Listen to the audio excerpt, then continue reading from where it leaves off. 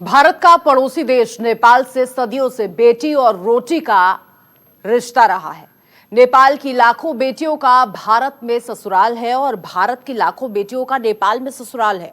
लेकिन सीमा विवाद के बीच या यूं कहें कि नेपाल की सरकार में चीनी दबाव के बाद लगातार दोनों देशों के रिश्तों में आई खटास अब बहुत बड़ी परेशानी का सबब बन चुकी है। नेपाल की ओली सरकार द्वारा नागरिकता संशोधन बिल पास किए जाने के बाद से ही दोनों देशों के बीच एक नया विवाद खड़ा हो गया है और इसका विरोध खुद नेपाल की जनता कर रही है। देखिए कैसे।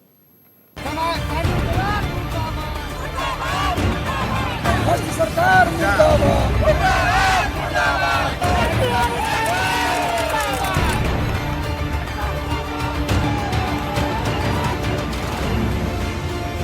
भारत के साथ रिश्तों का नक्शा बिगाड़ने वाले नेपाल के भीतर अब बगावत के सुर बुलंद होने लगे हैं।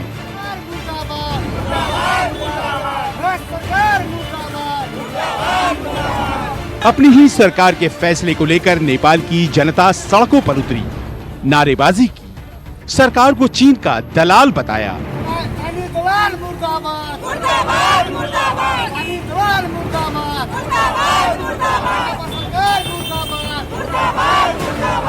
सड़क पर आगजनी हुई।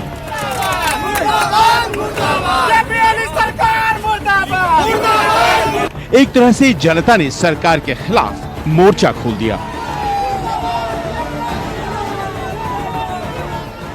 ये विरोध कोली सरकार द्वारा उस नागरिकता संशोधन कानून के बाद हुआ है जिसमें कहा गया है कि भारतीय महिला जब विवाह कर नेपाल आएगी तो उसे 7 साल बाद नेपाल की नागरिकता मिलेगी।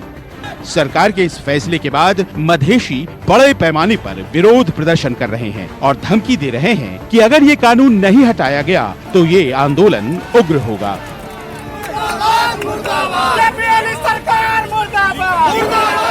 मधेसी जनताको लागि यो संस्कृति माथिको प्रहार हो। त्यसले गर्दाखेरि हामी असहनीय रूपमा यस्ता निर्णयलाई हामी मान्दैनौं। यो निर्णयलाई भर्त्सना गर्दैछौं। हामीले चाहिँ यो देशमा बिहा गरेर ल्याएको कुनै पनि देशका चेलीलाई बिहा गरेर ल्याइसकेपछि यो देशका नागरिक हुन्, उले यो देशमा बसेपछि यो देशको घाँस बाँस कपासको राष्ट्रिय सुरक्षा सबै राज्यले दिनुपर्ने तर राज्यबाट चाहिँ भेल्ना भइरहेको छ। यसको कारणले गर्दाखेरि हामीले विरोध गरिरहेका छौं। एक तरफ जहां नेपाल में कोली सरकार के खिलाफ विरोध हो रहा है, वहीं दूसरी तरफ भारत के अंदर मौजूद नेपाली महिलाएं इसे कोली सरकार की बड़ी साजिश बता रही हैं। ये है नेपाल के राजशाही परिवार से ताल्लुक रखने वाली सविता सिंह नेपाली, जो हिंदी के प्रख्यात कवि गोपाल सिंह नेपाली की बेटी भी हैं। नेपाल सरकार के इस फैसले से वे काफी नाराज हैं। हमेशा से भारत का और नेपाल के बीच बेटी रोटी का रिश्ता रहा, किस तरीके से प्रभावित होगा ये?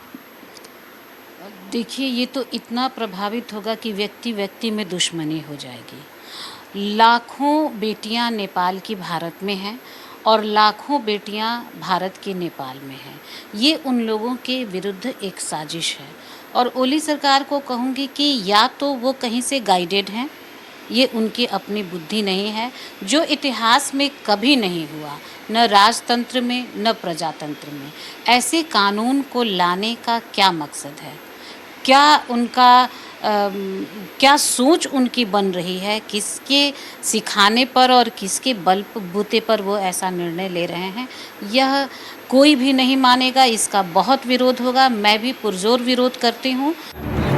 इस बीच मधेशी अब भी भारत के समर्थन में खड़े दिखाई पड़ रहे हैं। उनका कहना है कि नेपाल की सरकार मधेशी के सांस्कृतिक और धार्मिक रिश्तों में भारत से खोट पैदा करने की कोशिश कर रही है। बहरहाल ये सब कुछ ऐसे समय में हो रहा है जब काठमांडू इस बात पर विचार कर रहा है कि राष्ट्र के निर्णय की प्रक्रिया में भारत के प्रभाव को कम करने के लिए नागरिकता के नियमों को कैसे कड़ा किया जाए। ये नया मामला नेपाल के विवादास्पद मानचित्र संशोधन बिल को पारित करने के कुछ दिनों बाद ही सामने आया है।